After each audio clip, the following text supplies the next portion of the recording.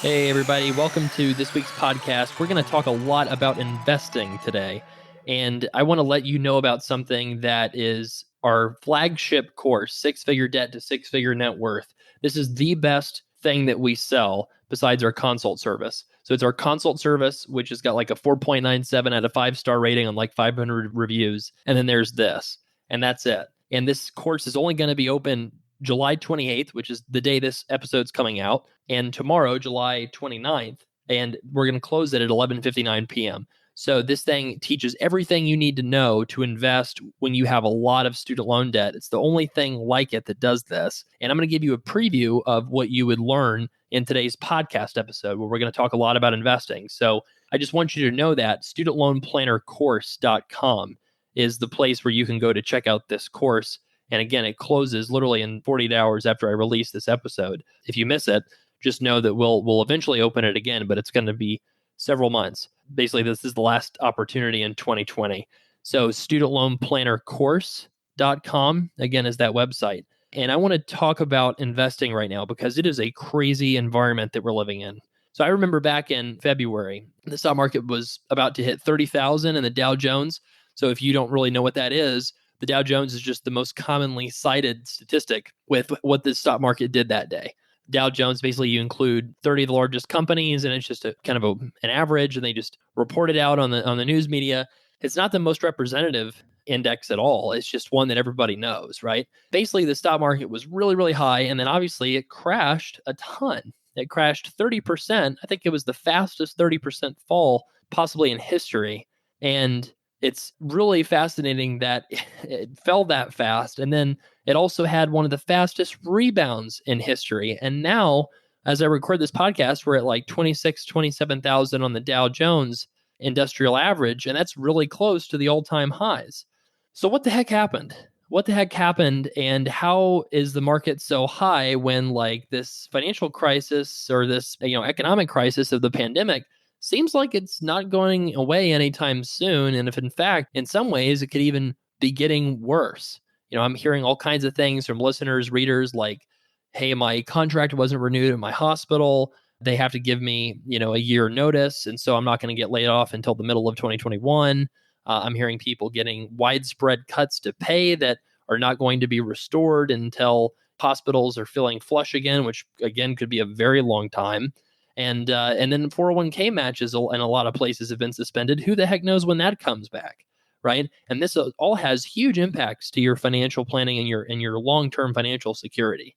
And so what do you do to fight back? Say you do have some savings right now. How the heck do you put it into a market that's the same level it was almost back in February when none of this was a problem? And the worst thing in the world that we were mad about was, from an airline perspective, was like Delta Airlines was still charging a gazillion dollars in baggage fees, right? That was our biggest problem with travel back then. And now we're all wondering, are we ever going to travel again? It's just so interesting how the world's changed so much, yet the financial markets are very expensive right now. So bonds are super expensive because yields on bonds are super, super low, among the lowest they've ever been. And we know that because the 30-year mortgage went below 3% last week. That's the first time that has ever happened. Imagine giving somebody money for less than 3%, and the long-term rate of inflation is around 3%. So that's, historically at least, that's kind of almost like free money. The only scenario where it wouldn't be is if inflation is going to only average 1 or 2%, right? So just kind of crazy, crazy world that we're living in here. So what does this all mean, right? How did this all happen? So I'm going to give you a kind of a quick overview of what happened with the economy, with financial markets from the beginning of this pandemic until now. Back in March, we really kind of had a contraction in revenues and business activity with the financial crisis all at once. So it was like 1918 plus 2008 combined. And it was just really terrifying. And that's why the market fell so fast, because we had a liquidity crisis. The Federal Reserve traditionally buys bonds sometimes, federal bonds, government bonds, to lower interest rates in the economy and try to stimulate the economy. They can also set the rate for short-term borrowing. So that's mainly traditionally what the Fed is mostly done. But in 2008, the Fed, and when I'm saying the Fed, that's the shorthand for the Federal Reserve, which is the central bank of the United States. So this is the institution that handles monetary policy which is basically trying to figure out price levels in the economy and monetary supply. And then there's the federal Congress and executive branch that sets fiscal policy, which is how much we're spending, basically, right? How much we need to borrow, that kind of thing. Fiscal policy was enormously stimulative, not as big as a lot of people said it needed to be, but we passed the CARES Act, which is a $2 trillion bill that did all kinds of stuff to try to stimulate the economy to keep it from cratering into a Great Depression. And the thing is the Federal Reserve is not bound by political constraints really that much. So the Federal Reserve kind of just really came out with the bazooka right away and very fast, and also did things that market participants have never seen before. So it's kind of like shock and awe, that sort of military, I guess, slogan, shock and awe, where it's just like they show just such overwhelming force that it just surrenders kind of thing. It's kind of like that's what happened with markets because the Federal Reserve came in and did things that they've never, ever done before. With this liquidity crisis that was happening in March and April, banks need time to get things in place, right? So a lot of times what a bank will do is they'll decide, I want to make 2% more than what the government borrows at on my loans. And so I'm going to go lock in my hedging bet so that I don't have to worry about whether interest rates go up and down. I'm going to lock that hedge in on a Monday, and then I'm going to go make the rest of those loans for that deal over 2 weeks. Think about bankers, right? Financial people, right? You want to go to lunch and not have to pay attention to your, the markets, right? You want to go take Fridays off and not have, keep banker hours, right? There's a reason that of the term banker hours exists, because it's kind of like you want it to kind of be a sleepy thing. The problem is back in March and April, there was so much volatility. I don't know if you remember, it was normal to have like a 5% swing in a given day, 5% or more. Virus is ending the world, down 10%. New, miracle cure discovered, up 7%, right? It was so volatile that companies in financial markets couldn't really even make any plans at all. So a lot of the really drastic stuff that happened, I got to see firsthand with some of the credit markets that I'm especially attuned to, particularly student loan refinancing, right?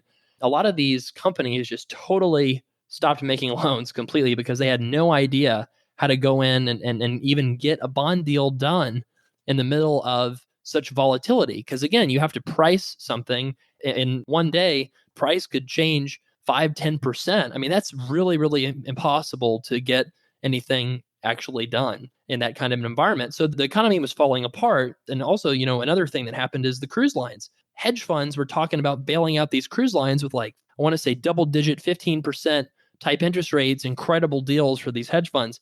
And then overnight, the Federal Reserve came in and sort of backstopped everything. They started buying corporate bonds. And what are corporate bonds? Corporate bonds are things that companies issue in exchange for regular debt payments, and they eventually pay you back with interest and principal in full, right? And sometimes corporations default. Well, in a world where nobody's making any money and you've got these multi-billion-dollar ships sitting in port with all these expenses and payroll, and so obviously a lot of these companies are going to default. And so you need to borrow money to pay your expenses. Maybe you only need it for, a year or two, right? Maybe Carnival only needs to borrow for 5 years to be able to survive this crisis. Well, if they have to go to hedge funds and pay 15% interest with all these senior lines of credit where they can seize the ships the second they don't make their payments, then they're not going to be able to be in business very long. That's just an example of what was going on in the economy. So what happened is the Federal Reserve came into the market and they started buying trillions of dollars worth of assets that they've never bought before. So they started buying corporate bonds, like I mentioned, and that caused basically the borrowing costs for corporate bonds to plummet.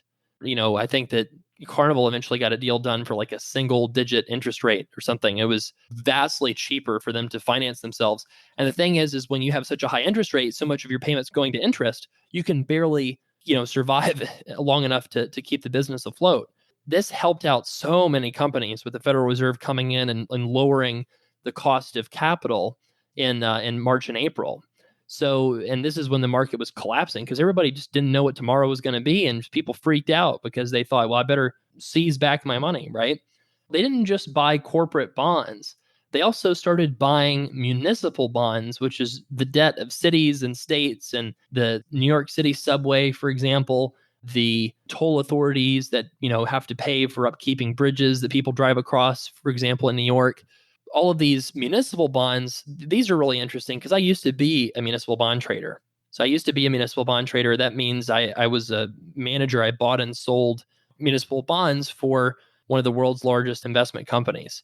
And municipal bonds are generally bought by individuals because they're tax exempt. And that means that they're not really that attractive to giant pension funds and universities that have all these tax exempt pools of capital that are trying to seek out the highest yield. So individuals that are wealthy, millionaires, billionaires, in a lot of cases, will buy up all these city and state bonds that fund your local government and fund all of your local city services. And, usually that's a great deal for cities because they get to have a lower cost of interest because Congress gives them a tax exemption for that kind of debt. And so they get lower borrowing costs. Investors are willing to accept lower yields because they get the tax exemption. Everybody's happy, right? Or at least, this is kind of the way that municipal finance is done in America at this very decentralized kind of level. But then what happened is all at once, again, you had a revenue crisis, a disastrous drop in revenue where suddenly you're not able to get any transfer taxes for selling property. You're not able to get sales taxes because people can't go out to eat. You may not even be able to collect income taxes because maybe people's incomes fell off a cliff. Businesses might not be paying people that are able to pay for lunch in your downtown area, right? So there's all kinds of things that were happening. So a lot of these cities, their revenues just absolutely collapsed. And the expenses don't go away unless you fire people, right? The expenses were there. And so you have to borrow either short-term or long-term bonds to be able to pay your bills as a city or local government, or again, some of these random agencies you never thought about before, like the New York City subway. It has to pay to keep the subway lines going and not flooding, right? So what was in the process of happening is there was a fast-moving crisis in municipal paper where cities and states were going to go bankrupt and they were going to have to fire everybody or fire, a huge portion of their staff. And it would have been a disaster. And there's a big fight right now in Congress over state and local aid. Part of the reason for this is because a lot of the places that are most in debt, think places like Illinois, have done a very poor job long-term of managing their finances. And this is also Kentucky, Mitch McConnell's home state, Connecticut to some degree. So it's not necessarily a clear pattern as to which states have done a poor job of managing their finances, but some of them have. The worry is that you bail a state out that has all these unfunded pensions that they never wanted to pay for over time because of political temptation of not paying nothing into your pension fund. And then suddenly you all this money and you don't have it. And you're like, hey, come rescue us, right? So that's why the fight was going on. And even if the right solution is to support states and local governments, which it probably is, that's a fight that's going to take a lot longer to happen than what was happening in the municipal bond markets, right? Basically, the Federal Reserve came in and said, you know what, we're just going to buy all this stuff. And the thing is the Fed doesn't have necessarily all these bond traders that they can go out and literally go purchase all of this. So they had to hire some investment managers to basically help them do that. And then when they kind of ran out of stuff to buy, then they started buying ETFs. So exchange traded funds are basically like mutual funds, but they are sort of a catch-all for the market overall.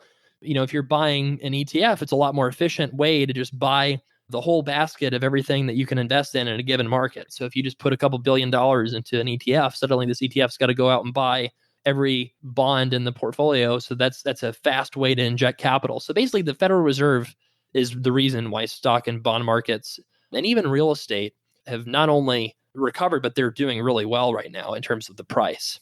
And so what does that mean for the future? Because, can the Federal Reserve ever get beaten down by market participants freaking out? Like, is the Federal Reserve so big that there's nothing that can't flummox it? I would say that there really easily could be a situation where markets could fall and they could fall a lot.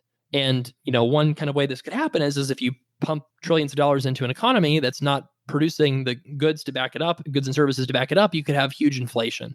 And if you had huge inflation, suddenly the value of stock markets would plummet in an enormous way. And there would be no way that the Federal Reserve could intervene to try to fix something like that. So, this policy is great in the short term. It might be great in the long term, but we just don't know until 10 years from now.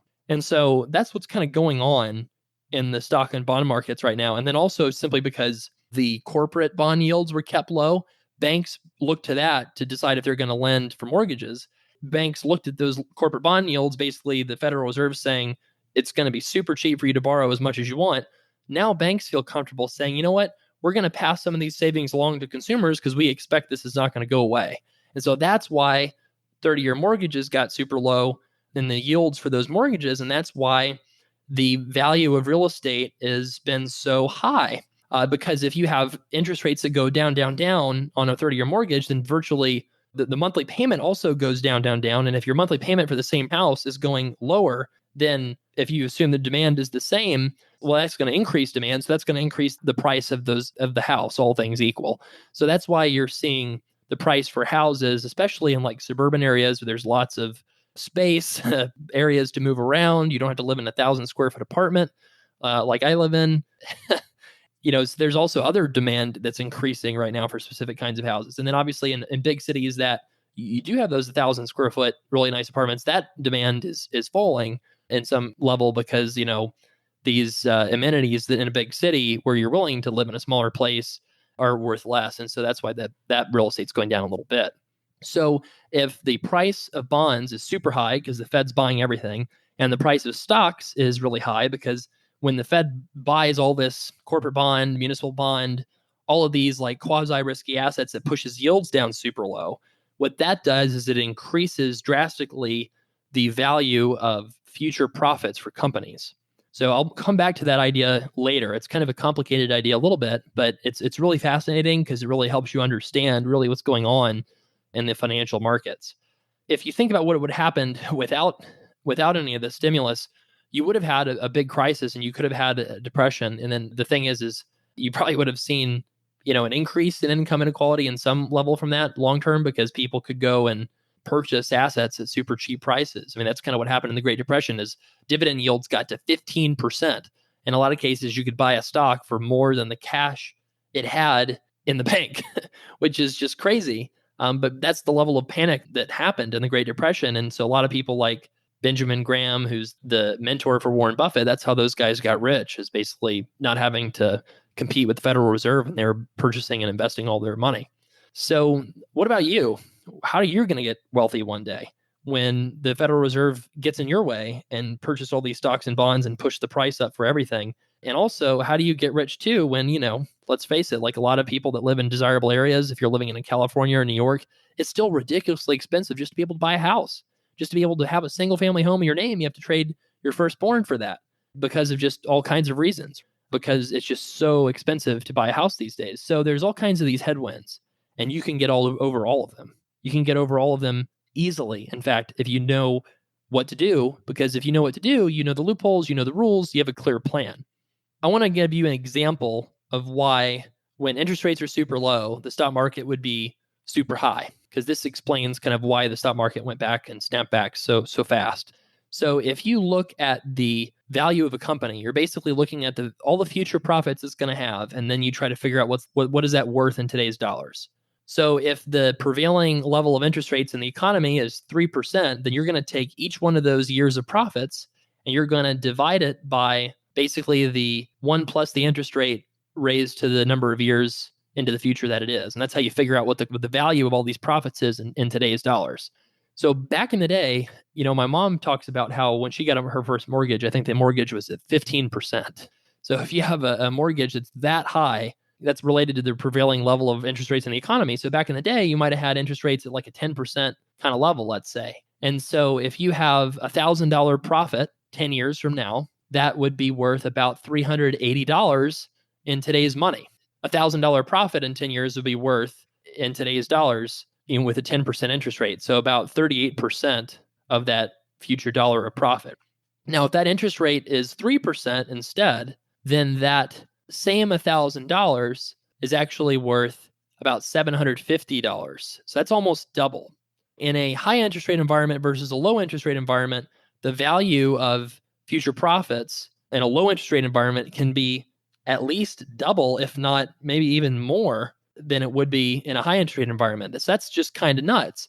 And if you used, a 1% interest rate, then the value of that $1,000 profit in today's dollars would be like $900. It's almost 90% of the value in 10 years, which is about 20 or 30% higher than what it would be with a 3% interest rate. So it's kind of like, basically, here's the takeaway. I don't want you to get too confused with this because it could easily get kind of technical, right?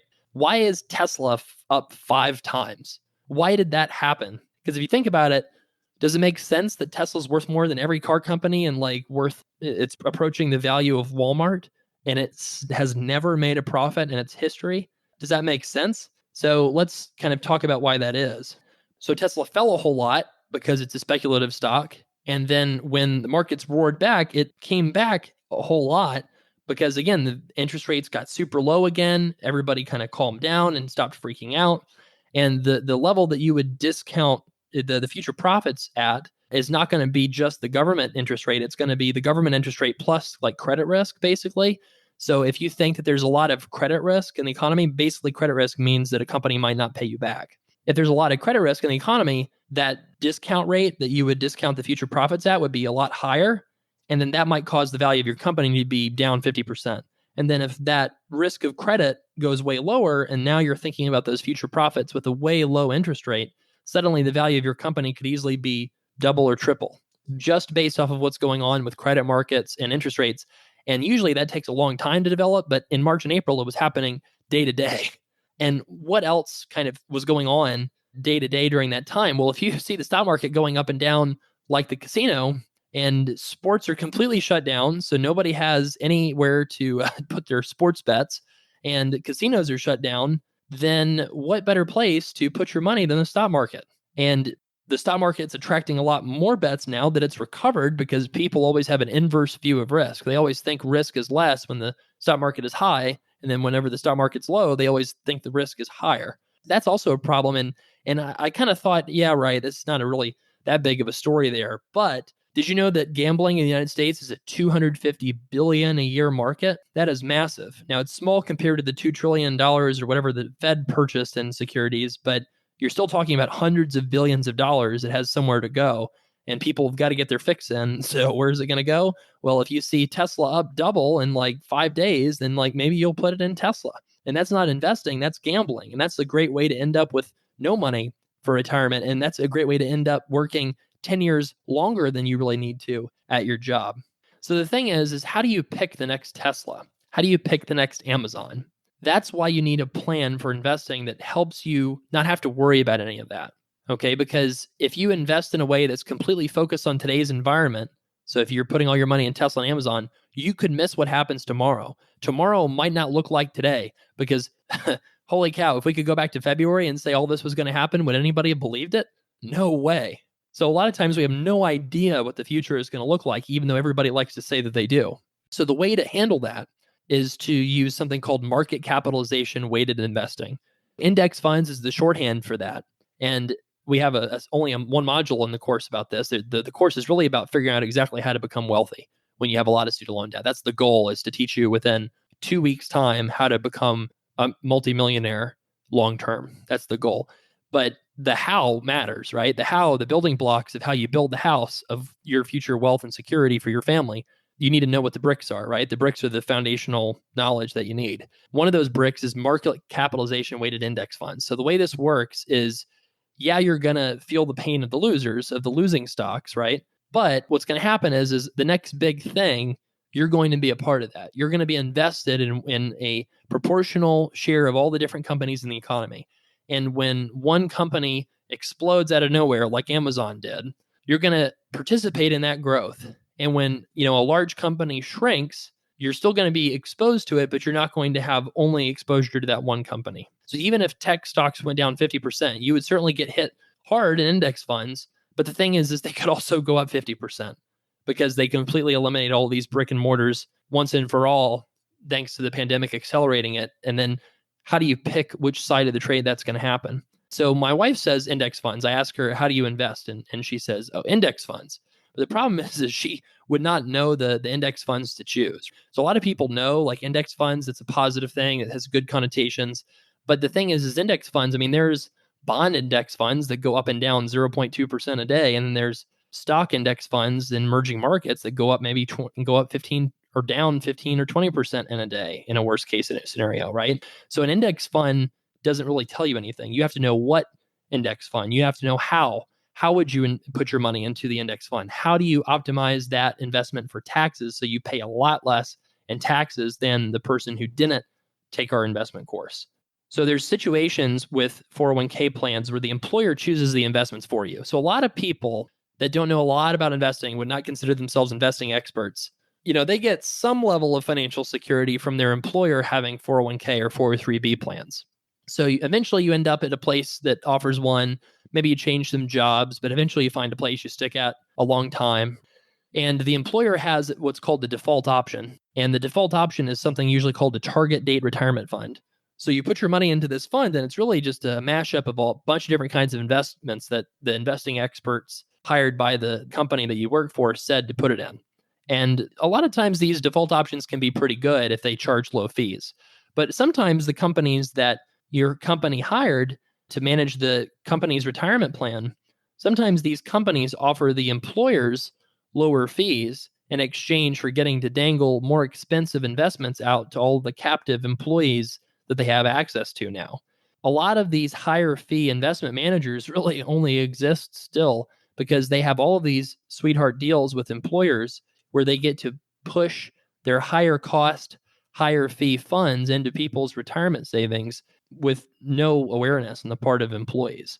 So that's something that should never happen to you, because if that happens to you, it could cost you hundreds of thousands of dollars. And I'm not exaggerating. A typical fee in a retirement plan might be, 0.5% to 1%, but over 30 or 40 years, 1% could wipe out 20% of your net worth with that kind of a fee. And obviously there's a reason why investment companies tend to have really fancy buildings and pay high salaries, right? It's because they make things that look like they're not a big deal to them for their revenues.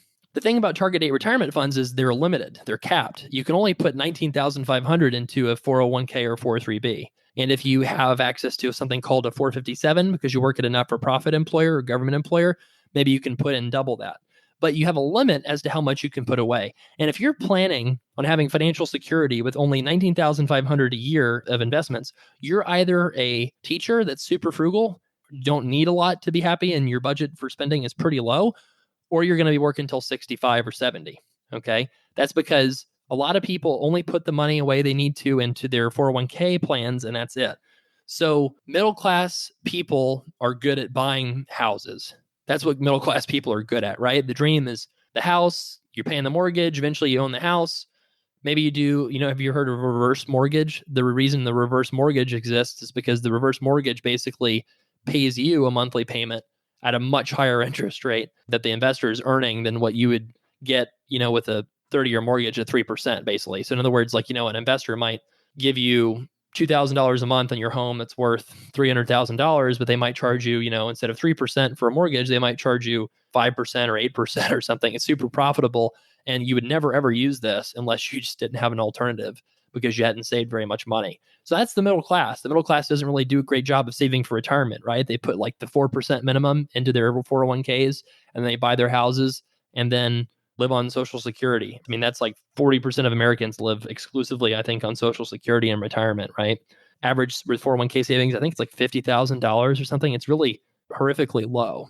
And so that's the middle class. The upper middle class maxes their 401k. Why do they do that? Why do they max it? A lot of times it's not because of anything special besides them having a high income. So if you're a physician or a dentist and you're making $200,000 a year, if you just sign up to do 10% into your 401k plan, you're going to hit that $19,500 maximum without having to do anything special. But the problem is if you want financial security before you're an AARP member, okay, if you want the flexibility to live your best life and to have freedom from having to work or else financially, if you want that freedom, then you have to use something called a brokerage account. A brokerage account is different from a retirement account because a retirement account, you get a tax-deferred growth and you get a deduction up front or when you pull the money out, but it's capped. You cannot put more than a certain dollar amount into those retirement accounts, whereas brokerage accounts are unlimited. You can put as much in there as you want.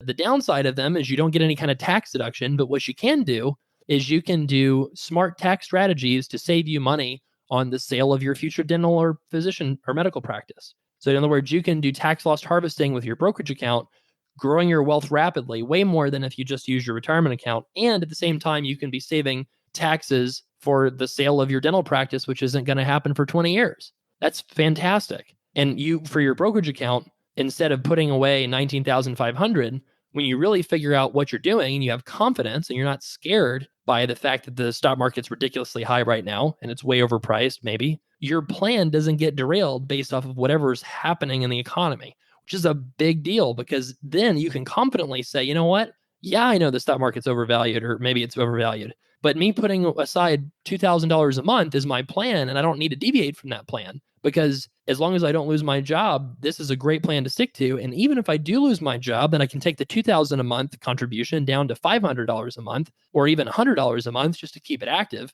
And then I know that I have a 6-month to 1-year emergency fund where the hard decision that I'm going to have to face as a highly educated professional is not, am I going to get a job or not going to get a job? The worst case scenario is I might have to leave this town and move to a different state because that state controlled coronavirus way better and they're able to bring back elective procedures, right? And they're hiring and my place is not. That's like the worst case scenario. I'll tell you that the difference in loan forgiveness happening and not happening is absolutely not important compared to saving and investing well for your future. So if you do a really good job of saving and investing for your future, you can shave off 20 to 25 years off of your required working career. I'm not talking about early retirement. That's something some people are into, some people aren't. What counts is, do you have to do what you do because of financial reasons? If you are in that situation, everybody's in that situation at some point in their lives, unless you come from money, right? But the goal is to not be in that situation for a really long period of time. You want to reach a level of financial security, which I'm kind of defining for our investing course purposes as a 6-figure net worth. Once you have a 6-figure net worth, you're not going to be worried about your student loans anymore. Do you know why I know that? Because I've advised thousands of people over the past 4 years on their student loans. And, with a lot of the people that I've advised, what I often will do is they say, why do you have anxiety about this? And they'll say, well, it's because I log into my mint.com account and I see 30,000 of savings and investments, negative 580,000 of student loans. And then furthermore, my interest took me even more negative than my assets grew in the past 3 months. So it's extremely anxiety inducing. And I say, okay, so if you had that 500,000 of student loans, but you had 800,000 of assets, and your net worth was 6 figures of $300,000, would you have anxiety about your loans? I would say 90% of the time, the answer is no, I wouldn't. But the problem is there's this huge gap. There's this huge gap from how do you go from having no knowledge of investing to suddenly having 6 figures of net worth? And I'll tell you that if you do it via your retirement account, it's going to take way too long. You're not going to reach that point. You're not going to, furthermore, be able to access those funds until you're 60. And again, hopefully you have a lot of financial goals and exciting financial ideas that you want to try out that you want to do well before you're 60 years old. So the solution is to learn about investing and specifically to learn about the order everything needs to happen in. When do you do the emergency fund? When do you open the brokerage account? How much do you put in? Where do you put it in? What funds do you choose? How do you know how much money you could lose? And if you do lose 40% of your money in the short term, how do you avoid losing that long term and then take that short term loss and make sure you don't have to pay taxes as much in the future? Those are all things that if you're an investment professional, you know how to do that.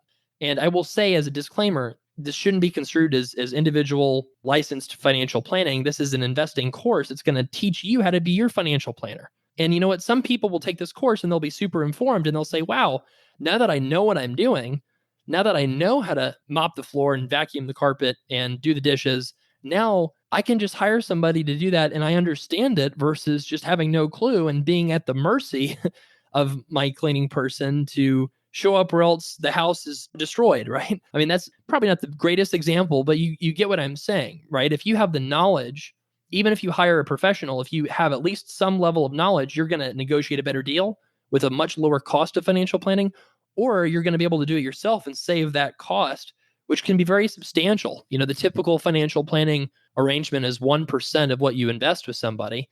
And, 1% of what you invest, if you have a couple $1 million, that's 20 grand a year. So $20,000 per year, our course is $399 and it's a one-time fee and you get it for the lifetime of the updates. And so far we've updated it 4 or 5 times since we've started it.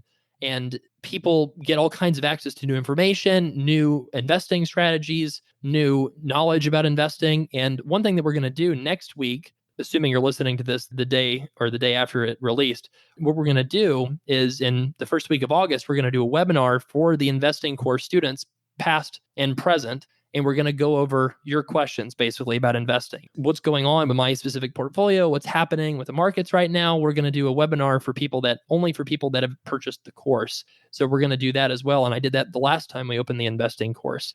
So to go back to a point I made earlier about how the stock market's kind of gambling right now. So all these people are just throwing money in with no plan. And when you throw money away at something with no plan, you're going to lose money long term. Maybe not short term, but long term, you're going to lose a ton of money. I cannot tell you how many people, when volatility was off the charts, people were talking about buying put options, right? A lot of people became super interested in buying options, when the market was super volatile. They had no clue what they were doing. They're not investment professionals. I mean, one thing that I learned from being an investment professional myself and being on a team that managed billions of dollars, and I personally traded billions of dollars in bonds, working with the top Wall Street banks, negotiating with them. It's hard. It's really freaking hard. And to think that you're going to know how to pick the right stock or the right option contract as an individual, you're not. If you do, you have to realize that's probability, that's luck, it's not skill. Because even the smartest investors a lot of times get the returns that they do because of luck and not skill. So you have to be humble when you invest. You have to know that you don't know a lot of things. And, if you do say, I don't want to learn about investing at all, well, that's fine. But it's kind of like somebody that hires a plumber and you've got a disaster on your hands with your plumbing in your bathroom, and you don't even look to see what a reasonable price would be for the plumber that's going to come fix it. You should at least have a baseline level of knowledge so that even if you don't want to do it yourself, you can still go in confidently to conversations and have informed conversations about what the treatment plan is for your finances, right? The reason I know there's a lot of gambling too, anecdotally, my youngest brother is a great bellwether for what the Gen Z kids are doing these days. He's a good deal younger than me. And apparently a big thing the kids are doing these days is investing their stimulus checks. So giddy up, right? So, I mean, everybody's putting this money that they are supposed to be using for savings and preparing for the downturn in the economy. And some people are literally putting it into the stock market, which is, it kind of tells you just how frothy the financial markets are right now. And again, the exciting part is when you know everything, a lot of what there is to know about investing, you can still invest when the market's overvalued or really high. You don't have to make a call because you have a plan. You have a plan that works no matter what, no matter if there's a pandemic or a recession or a depression or a panic. Regardless of what happens, you know what to do. So we're at this point where the Dow's super high, millions have lost their jobs. The pandemic shows no signs of going away anytime soon. So you got to wait, right, before you learn how to invest? Obviously, the answer is no. You need to get started as soon as possible. When should you start thinking about investing? Figure out how to not spend more money than you earn every month. That's the first goal. And if you're at that point where you feel like you're not going to lose your job in the next 6 months and you have an emergency fund, you're ready to really dive deep into this and learn how to invest. So here's a point that, if I asked you, would you want to invest in October 2007, right before the Lehman Brothers crisis, would you say yes or no? A lot of people out there would probably say no way, right? Because the stock market fell 54% from October 2007 to March 2009. I personally lost a lot of money on paper during that time. I was investing at that point. It's not a lot of money compared to what my portfolio is now, but it was a huge amount at the time where I was making my money mowing lawns, and I was getting a little extra. I actually worked a security job, believe it or not, at a church, and it was great because I got to do my homework at the desk for a lot of it. So I did all these creative, like part-time $10 an hour type jobs, and that's what I was investing with back in the day in the last financial crisis. And it was a scary time, right? You had Lehman Brothers, you had the world financial markets collapsing, and everybody was saying, is this the next Great Depression? But if you had invested $1,000 at the market peak, the absolute peak of the peak in 2007, today you'd have about $2,000. And we've been through 9/11. We've been through the worst financial crisis starting in 2007, I guess I should say. We went through the financial crisis. We went through a huge amount of chaos, a horribly divisive time in America that's been so troubling, right? We've been through all of this, and yet somehow from the worst part of the peak, right before the housing bubble collapsed, to now, you doubled your money.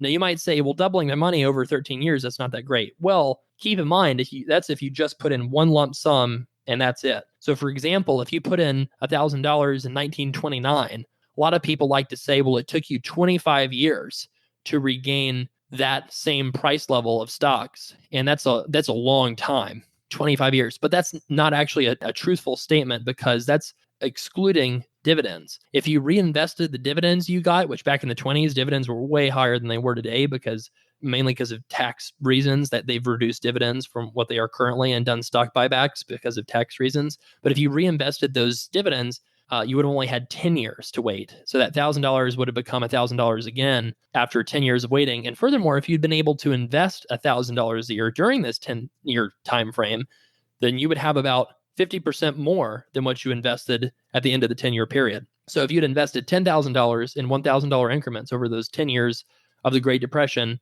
you would have had $15,000 at the end of the 10 years. At that point, at the end of the 30s, World War II had already started. So you have the Great Depression and World War II, and with a consistent, smart investing plan, you ended up with 50% more money at the end of that period. And that was the absolute worst period in the history of financial markets to be invested in ever.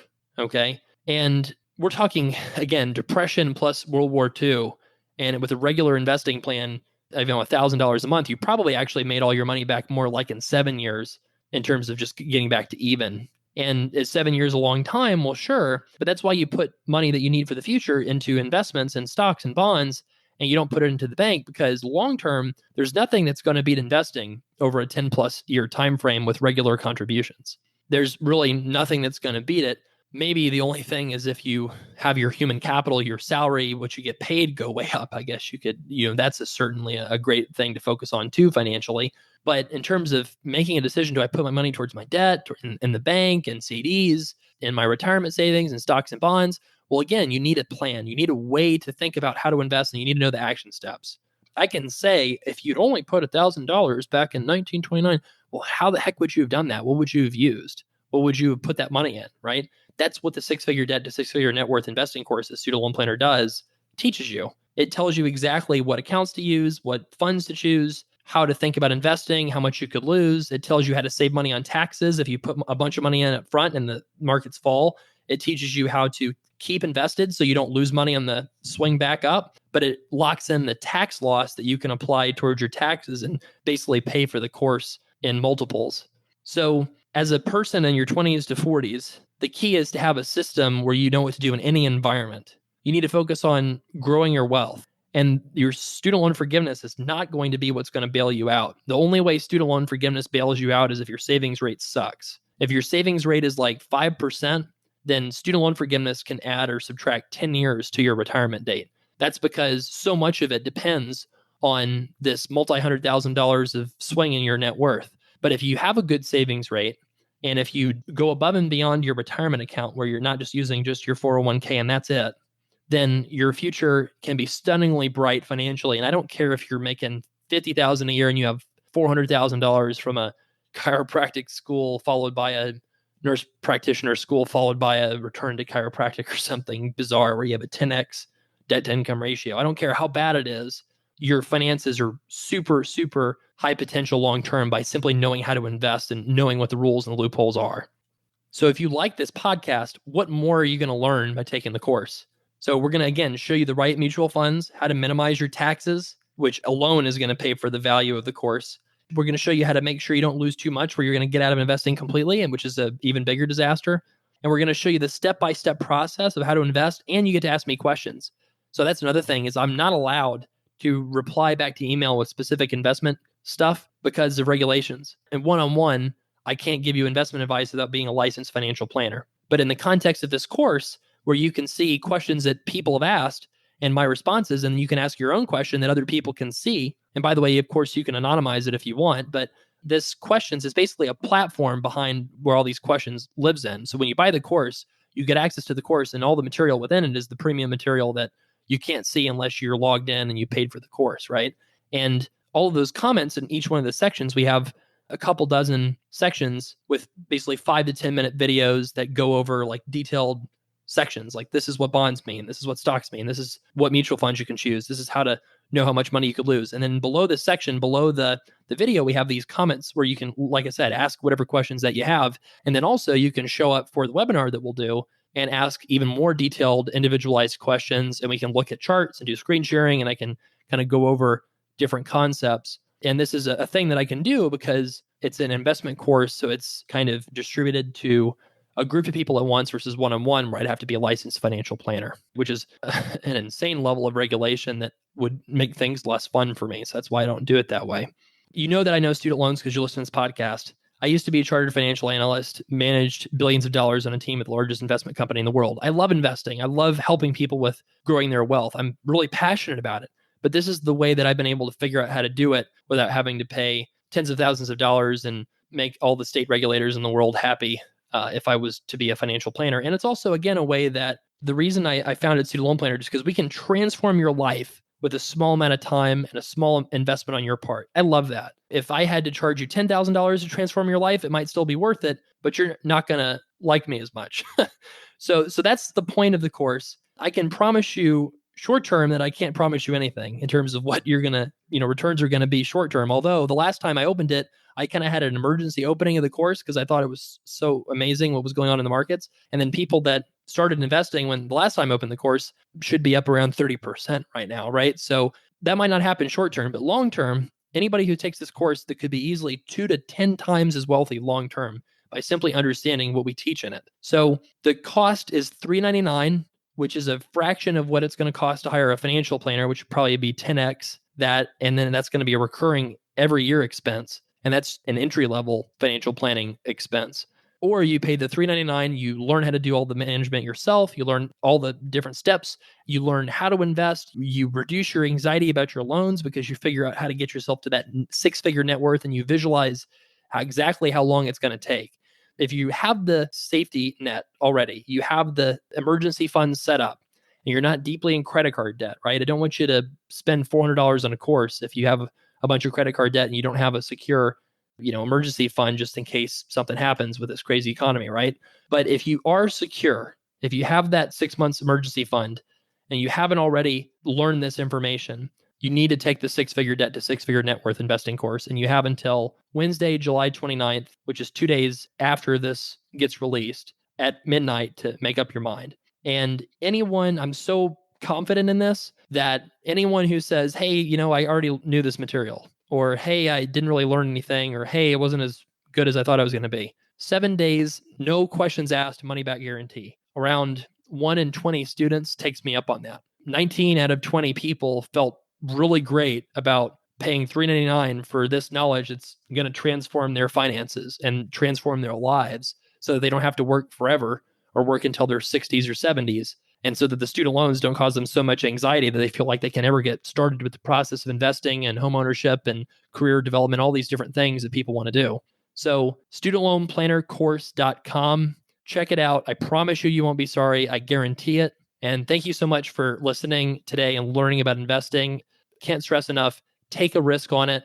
If you don't like it, it's no problem at all to give you a refund. It's super easy, and I know you will like it. So that's why I'm just pushing this so hard. studentloanplannercourse.com. You got 2 days to make up your mind. Thanks for listening.